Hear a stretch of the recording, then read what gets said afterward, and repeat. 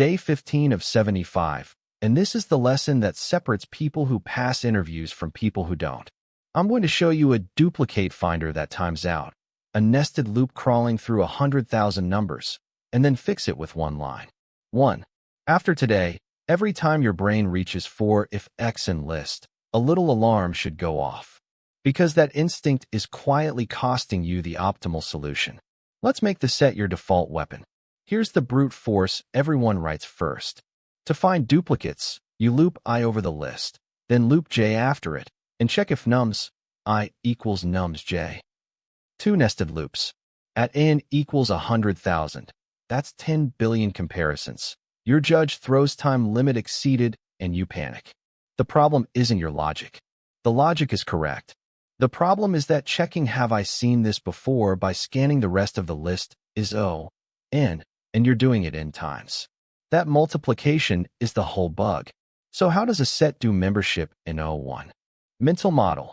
When you add a value, Python runs it through a hash function, turning the value into a number, and that number points straight to a bucket in memory.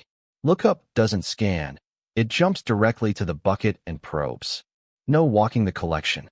That's why X in my_set is constant time on average, while X in my_list walks every element. The cost? A set stores those hashes in buckets, so you trade memory for speed. Interviewers want to hear you say that trade-off out loud. Now the one-line fix. We create scene equals set. We loop through nums once.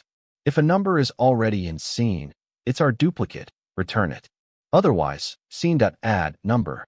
Single pass, constant time checks, O, n total. That nested loop monster just became a clean linear scan. Run it against the brute force with time id at n equals 100,000, and you'll see roughly a 40 times speed up. Same answer, completely different complexity class. This exact pattern, a rolling scene set, solves a huge family of interview questions. Let's stretch the intuition. To sum, for each number, you want to know if its complement, target minus number, already appeared. Nested loops give O, in superscript 2, again. Instead, walk once with a set or dict of scene values. For each number, check if target minus number is in scene, and if not, add number. One pass. The set answers, does the partner exist instantly? Notice the shift in thinking. You stop asking, let me search for the match, and start asking, have I already stored what I need? That reframe is the muscle interviews are testing. Harder pattern, longest consecutive sequence. Given an unsorted list, find the longest run of consecutive integers. Sorting is O, n log n. We can do O, n. Build number_set equals set, nums. Then for each number, only start counting if number -1 is not in the set. That means it's the beginning of a run. From a start, walk forward while number +1 stays in the set, counting length. Here's the subtle part. There's a while loop inside the for loop, but it's still O, n, because each number is visited by the walk exactly once across the entire run. The skip non-starts guard is what guarantees that. The sets O, 1, lookups make the whole thing linear. Now the edge cases that trip people live. 1. Sets only hold hashable types. Try to put a list inside a set, and you get type error, unhashable type.